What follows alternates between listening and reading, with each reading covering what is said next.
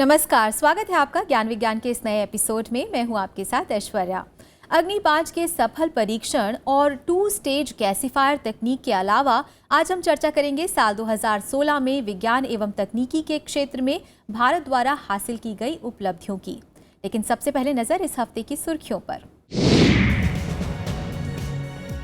भारत ने किया अग्नि 5 मिसाइल का सफल परीक्षण। टेरी ने विकसित की ऊर्जा उत्पादन की तकनीक, बिजली मुहैया कराने में है मददगार। CSIR सीरी के वैज्ञानिकों ने बनाया RF MEMS स्विच, विभिन्न उपकरणों में उपयोगी। और खोज खबर में चर्चा करेंगे 2016 में भारत द्वारा हासिल की गई उपलब्धियों पर। और अब खबरें विस्तार से। लंबी दूरी तक मार करने वाली मिसाइलों की श्रेणी में भारत ने हाल ही में 26 दिसंबर को अग्नि 5 मिसाइल का सफल परीक्षण किया है।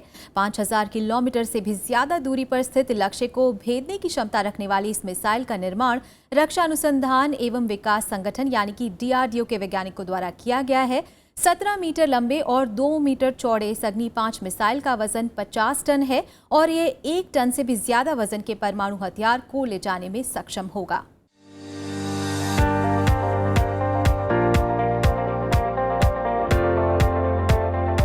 अंतरिक्ष और रक्षा से जुड़े क्षेत्रों में मजबूत और आधुनिक तकनीकी की मिसालें पेश करने में भारत की सानी नहीं।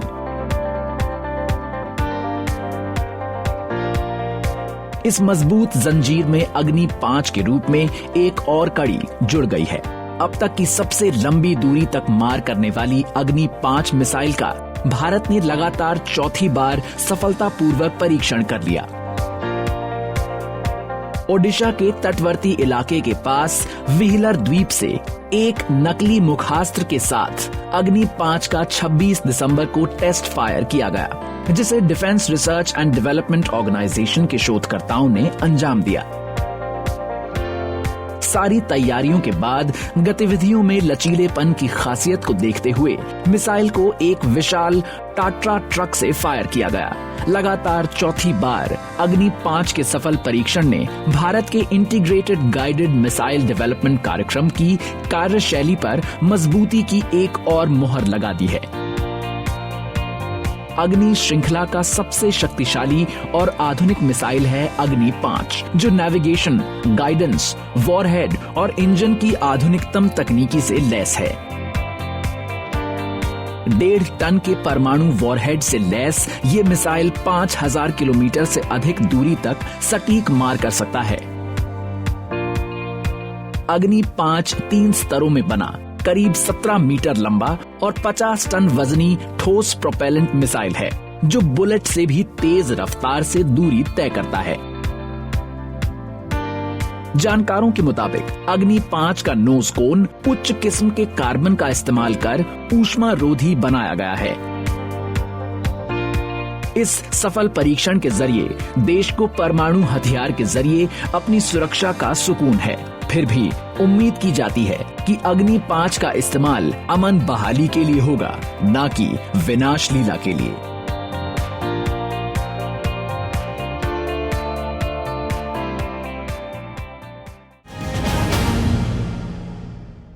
पिछली कड़ी में हमने आपको खेती में बचे हुए पदार्थों से ईंधन बनाने की तकनीकों के बारे में बताया था। इस हफ्ते भी बात करेंगे एक ऐसी ही तकनीक की, यानी कि 2 स्टेज गैसीफायर की, जिसके द्वारा छोटे छोटे गांवों में ऊर्जा की मांग को पूरा किया जा सकता है। इस तकनीक में भी बची हुई लकड़ियों और फसलों के अवशेष का इस्तेमाल कर ऊर्जा उत्पन्न की जाती है। कैसे, आइए देखते हैं इस रिपोर्ट में।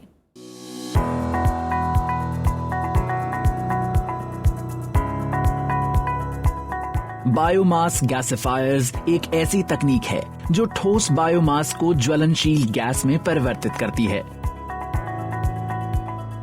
देश में वैकल्पिक ऊष्मा और ऊर्जा के स्रोत के रूप में इसका काफी इस्तेमाल हो रहा है। फिर भी पारंपरिक बायोमास गैसीफायर में कई तकनीकी परेशानियां हैं और ये पर्यावरण के लिए भी नुकसानदेह हैं। इन परेशानियों को दूर करने और बायोमास गैसीफायर को दीर्घकालीन ऊर्जा के रूप में इस्तेमाल के लिए दो स्तरीय बायोमास गैसिफायर एक सुघड़ लघु स्तरीय ऊर्जा गैसिफायर व्यवस्था है जो भारतीय बाजार के अनुकूल है। मूल रूप से ये तकनीकी डेनमार्क तकनीकी विश्वविद्यालय में विकसित की गई, जिसे एनर्जी एंड रिसोर्सेज इंस्टीट्यूट ने Swiss agency for development and FN art के साथ मिलकर परिवर्धित किया है। हम इस तकनीक को यूज़ करके जहाँ दूरगामी क्षेत्र हैं हमारे, जहाँ पे बायोमास बहुत मात्रा में उपलब्ध है और जहाँ पे अभी हमारा जो विद्युतीकरण अभी रिलायबल पावर नहीं पहुँची है, वहाँ पे उन लोगों को इस टेक्नोलॉजी के थ्रू जोड़ रहे हैं, जिससे कि वो अपना इकोनॉमिकल एक्टिविटी जो उनका लाइवलीहुड का सोर्स है, जहाँ पे भी इलेक्ट्रिसिटी की ज़रूरत रहती है, उसको ये पूरा करता है। दो स्तरीय डिजाइन तापमान के संश्लेषण पर पूरा काबू रखता है, साथ ही गैसीय ऊर्जा उत्पादन में काफी कम टार्क पैदा करता है जो पर्यावरण के माकूल है। पारंपरिक गैसियर की तुलना में कम टार्क पैदा करने की वजह से ये गैसिफायर साफ सुथरे होते हैं और इन्हें ठंडा करने की व्यवस्था बेहद आसान होती है। दो स्तरीय गैसिफायर की लागत भी पारंपरिक गैसिफायर की तुलना में काफी कम होती है और इंजन या स्थानीय ग्रिड से जोड़कर इससे ऊर्जा पैदा की जा सकती है। गांवों में विद्युतीकरण और रोशनी की व्यवस्था मजबूत करने और घरेलू स्तर पर ऊर्जा की जरूरतों को पूरा करने के लिए टेरी ने SDC के साथ मिलकर इन दो स्तरीय गैसिफायर्स को ओडिशा के रायगदा और कोरापुट जिलों और मध्य प्रदेश के सतना जिले के ग्रामीण इलाकों में स्थापित किया है।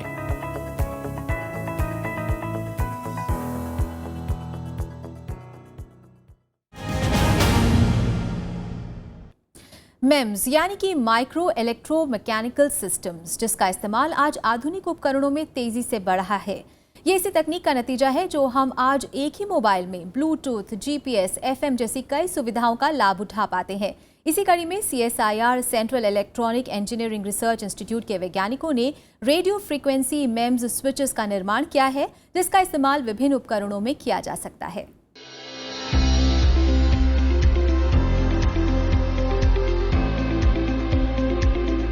कम ऊर्जा के इस्तेमाल और बेहतर कामकाज की वजह से इन दिनों मोबाइल फोन का इस्तेमाल बढ़ता जा रहा है।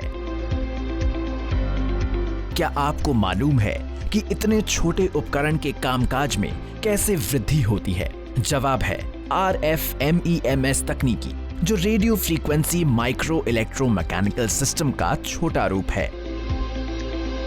RF MEMS माइक्रो फैब्रिकेशन के जरिए विशेष रूप से डिजाइन किए जाते हैं। हालांकि RF MEMS तकनीकी काफी हद तक नई तकनीकी है, फिर भी मोबाइल से लेकर अंतरिक्ष विज्ञान और स्वास्थ्य सुविधाओं के क्षेत्र में भी इनका काफी इस्तेमाल हो रहा है।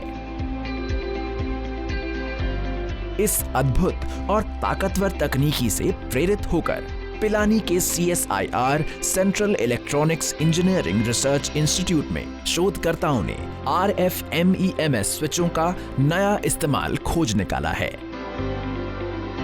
CSIR CEERI में विकसित RF MEMS पारंपरिक रूप से इस्तेमाल होने वाले ठोस और नई कोएक्सियल स्विचों का समन्वय है और दोनों की खामियों को दूर करता है। ये RF MEMS स्विच आकार में काफी छोटे हैं, ऊर्जा का कम इस्तेमाल करते हैं और अपनी कार्य क्षमता की वजह से बाजार का ध्यान अपनी ओर खींच रहे हैं। इसका काम क्या होता है, जैसे हमारा एक सिंपल एंटीना है तो उसी को हमें एक तरह से रिसीविंग एंटीना की तरह भी काम कराना है और उसी को ट्रांसमिटिंग एंटीना की तरह काम कराना है। हमारा साइज़ जो है इस स्विच का छोटा है, दूसरा हमारा इसका आइसोलेशन जो है वो बहुत अच्छा है, तीसरा हमारा ये है कि जो सैटेलाइट लॉन्च करने में जो कॉस्ट आती है वो हमारी आती है 1 किलोग्राम का अगर पेलोड है तो उसको लॉन्च करने में $10,000 का खर्च आता है। तो इस वाले स्विच का हमारा जो साइज़ है वो भी कम है और जो हमारा वेट है वो भी कम है, वो अराउंड 10 ग्राम है। तो कंपेयर टू हमारी कॉस्ट रिडक्शन होती है, तो हम बहुत सारे पैसे बचा सकते हैं अपने इस स्विच का यूज़ करके। CSIR CEERI में विकसित विभिन्न प्रकार के RF MEMS हैं, ओहमिक, कैपेसिटर्स, SPDT इत्यादि। शोधकर्ताओं के मुताबिक इन RF-MEMS स्विचों को आसानी से उपग्रहों में इस्तेमाल होने वाले भारी भरकम स्विचों की जगह लगाया जा सकता है। इसके अलावा इनसे रक्षा क्षेत्र में अधिक सुगठित और भरोसेमंद रेडार बनाए जा सकते हैं और MRI स्कैनिंग जैसी स्वास्थ्य सुविधाओं में इस्तेमाल किया जा सकता है।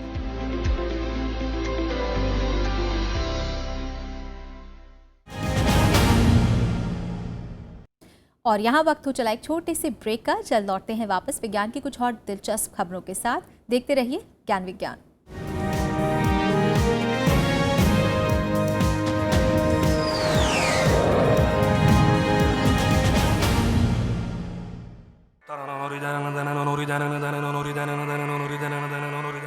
ध्रुपद दरभंगा घराने की 13वीं पीढ़ी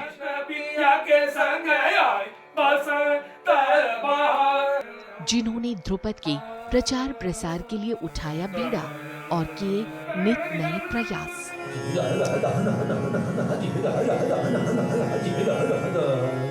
नौकरी मुझे ऑफर हुई थी इस समय जब समय रिसेशन चल रहा था। फिर भी उस नौकरी को मैंने मना किया और संगीत नाटक अकेडमी मैंने ज्वाइन किया। गायन शैली में साहित्यपूर्ण बंदिशों का महत्व, ये मेरा टॉपिक है और मैं PhD भी कर रहा हूँ इसमें। मिलिए शख्सियत में दरभंगा ध्रुपद घराने के 2 ताबिंदा सितारों प्रशांत मलिक और निशांत मलिक से शनिवार रात 10:30 बजे और रविवार शाम 4:30 बजे सिर्फ राज्यसभा टीवी पर। ठुकराओ अब के प्यार करो, मैं 70 का हूँ। 18 days that he was in coma. All through those 18 days, doctors यही दिलासा देते रहे कि नहीं, any day, any time he may come out. और आखिर में नहीं हुआ। अभी भी तो मैं रो रहा हूँ उसके लिए, ऐसा आदमी नहीं मिलेगा। बल्ले बल्ले तेरी मेरी, वो तेरी मेरी, वो तेरी। He, in the true sense of the word, he is a real gem for India.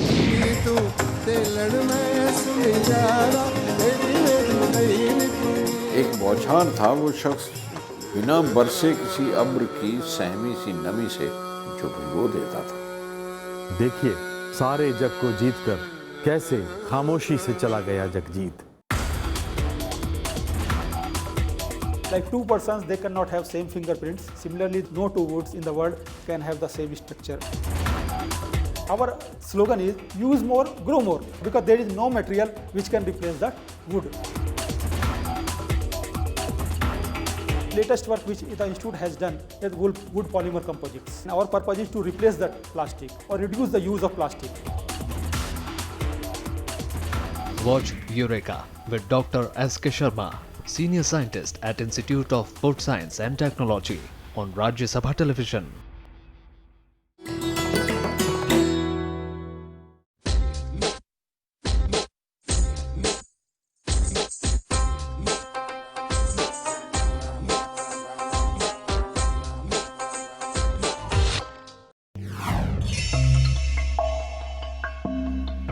Lucknow की भूल भुलैया।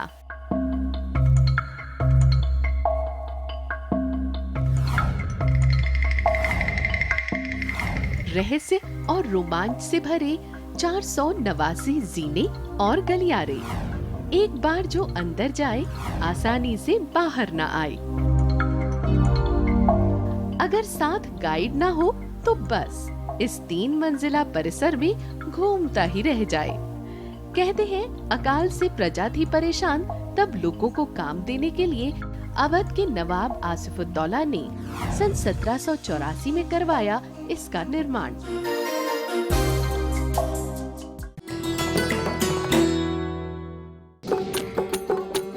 माटिया मन मारे तसोया मरमा, माटिया मन मारे तसोया मरमा, आमे सब रोए तो जमा माटिया मरमा।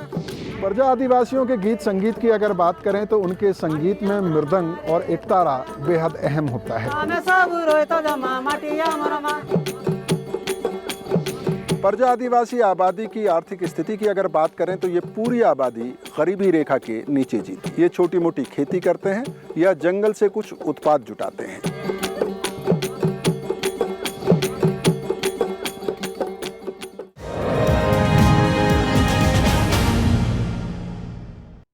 ब्रेक के बाद आपका फिर से स्वागत है। आप देख रहे हैं ज्ञान विज्ञान और देश और दुनिया में विज्ञान की कुछ और दिलचस्प खबरों को जानने के लिए आइए नजर डालते हैं साइंस एक्सप्रेस पर।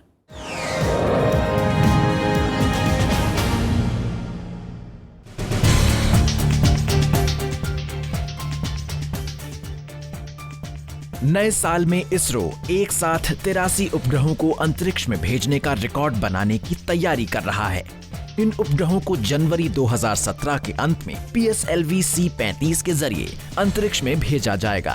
83 उपग्रहों में 80 उपग्रह इजराइल, कजाकिस्तान, नीदरलैंड्स, स्विट्जरलैंड और अमेरिका के हैं, जिनका वजन करीब 500 किलो है। 3 भारतीय उपग्रहों में कार्टोसैट 2 सीरीज शामिल है, जिसका वजन 730 किलो है, जबकि INS-1A और INS-1B के वजन 30 किलो हैं। मशहूर अंतरिक्ष विज्ञानी वेरा रूबिन का 25 दिसंबर को देहांत हो गया।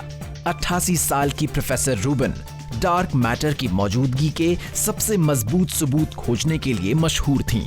उन्होंने अंतरिक्ष से जुड़ी और खासकर आकाश गंगा के घूर्णन से जुड़े कई खोज किए थे। रूस में मालिशेवस्कोय के स्वेडलोव्स्की खदानों में खननकर्ताओं को एक अद्भुत पन्ना और 2 विशाल फिरोजा पत्थर मिले हैं, जिनकी कीमत करीब 2 मिलियन रूबल बताई जा रही है। दोनों फिरोजा पत्थरों के वजन 15 किलोग्राम और 5.5 किलोग्राम है, जबकि गहरे हरे रंग के पन्ने का वजन 230 ग्राम से अधिक है। Proceedings of the national academy of sciences पत्रिका में छपी एक रिपोर्ट के मुताबिक अफ्रीका के सूखे मैदान में सिर्फ 7,100 चीते बचे हैं और अब विलुप्त होने के कगार पर हैं। रिपोर्ट के मुताबिक विशाल जगह की जरूरत और पर्यावरण में बदलाव की वजह से ये प्रजाति खतरे में है। इस खतरे को देखते हुए फौरन और सटीक कदम उठाने की सख्त जरूरत है।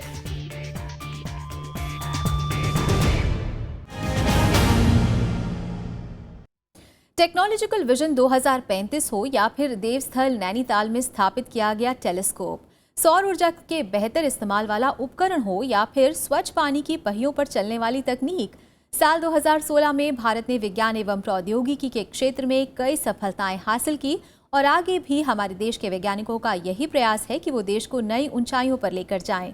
इसी कड़ी में आज के अपने सेगमेंट खोज खबर में हम चर्चा करेंगे साल 2016 में भारत द्वारा विज्ञान एवं प्रौद्योगिकी के क्षेत्र में हासिल की गई उपलब्धियों पर।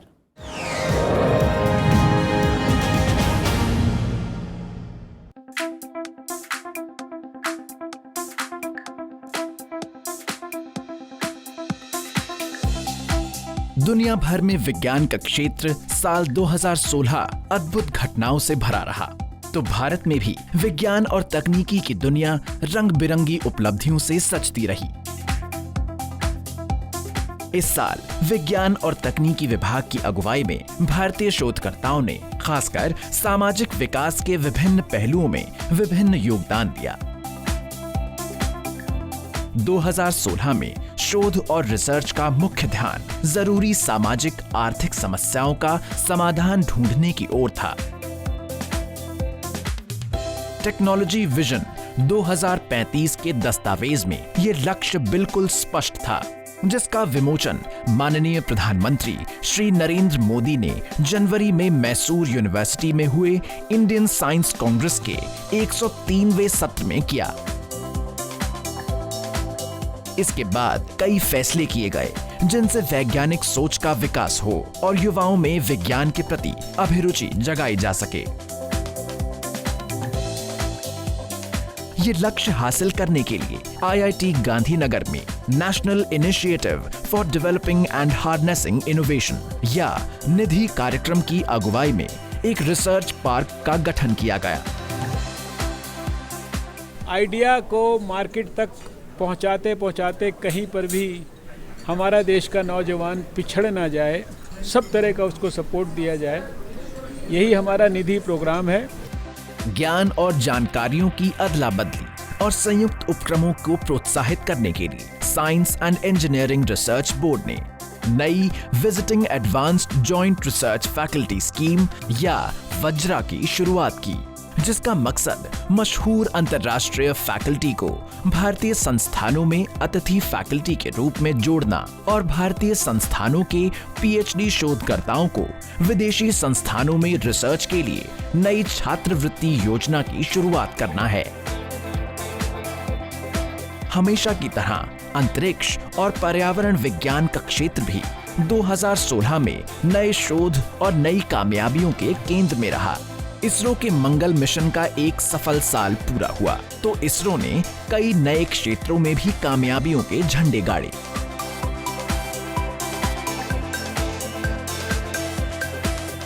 दो 2016 में इसरो के सफल उपग्रहों की लॉन्च श्रृंखला पर हम पहले ही नजर डाल चुके हैं, लेकिन इस कड़ी में इस साल सबसे महत्वपूर्ण रहा नैनीताल में Aryabhatta research institute of observational science का स्थापित किया गया देवस्थल ऑप्टिकल टेलीस्कोप। ऊर्जा और खासकर सौर ऊर्जा के क्षेत्र में भी 2016 में कई उपलब्धियां हासिल हुई, जिनमें ग्रामीण क्षेत्रों के विद्युतीकरण के लिए सूर्य ज्योति के नाम से फोटोवोल्टाइक इंटीग्रेटेड माइक्रो सोलर डोम की स्थापना की गई।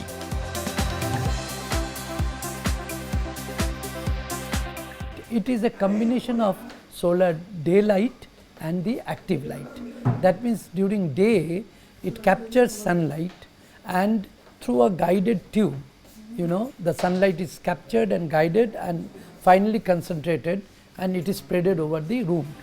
जबकि DST और RC-UK ने 5-5 मिलियन पाउंड का योगदान देकर Indo UK clean energy research and development centre on solar energy storage and integration कार्यक्रम शुरू किया। देश में जल संकट से निपटने के लिए CSIR CSM CRI ने DST की अगुवाई में मोबाइल RO यूनिट की शुरुआत की, जबकि CSIR CEERI ने स्थिर जल की सफाई और शुद्धिकरण के लिए डाई इलेक्ट्रिक बैरियर डिस्चार्ज पर आधारित अनोखी तकनीकी विकसित की, जबकि DST और RC-UK ने मिलकर पानी की गुणवत्ता बढ़ाने और गंदे पानी को फिर से इस्तेमाल योग्य बनाने के लिए इंटेल के साथ मिलकर संयुक्त कार्यक्रम शुरू किया, जिससे उचित समय पर नदियों के पानी और हवा की गुणवत्ता की जांच की जा सके। दोनों तरह के सेंसर डेवलप किए जाएंगे, जिसमें कि बहते हुए पानी का जैसे कि रिवर और एयर क्वालिटी मॉनिटरिंग। तो इसमें department of science and technology और इंटेल कॉरपोरेशन ने मिलकर एक बहुत अच्छा प्रोग्राम अभी लॉन्च किया है। इस प्रोग्राम में हमने दोनों ने मिलकर 33 करोड़ रुपए का प्रावधान किया है।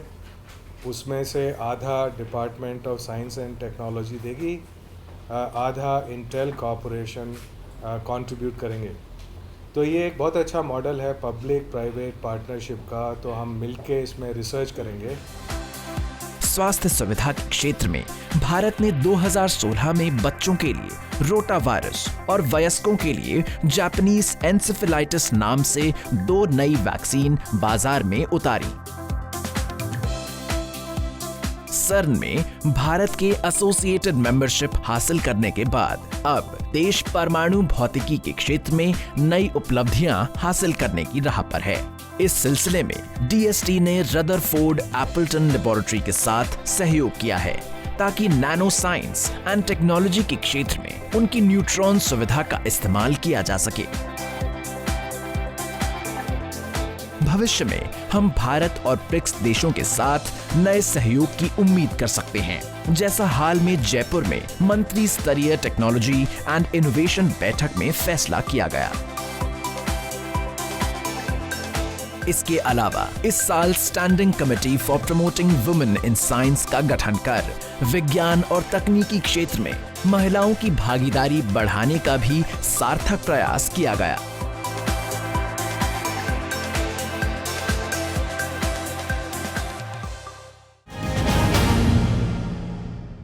तो ज्ञान विज्ञान के आज के एपिसोड में बस इतना ही। उम्मीद है आपको हमारा ये एपिसोड भी ज़रूर पसंद आया होगा। आप अपने सुझाव और सलाह हमें ईमेल के जरिए भेज सकते हैं। हमारा ईमेल आईडी है news@vigyanprasar.gov.in।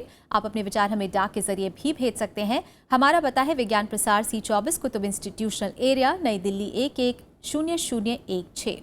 तो आज के लिए बस इतना ही। विज्ञान और तकनीकी की ताज़ा खबरों के साथ अगले हफ्ते एक बार मैं फिर होंगी हाजिर, इसी वक्त राज्यसभा टीवी पर।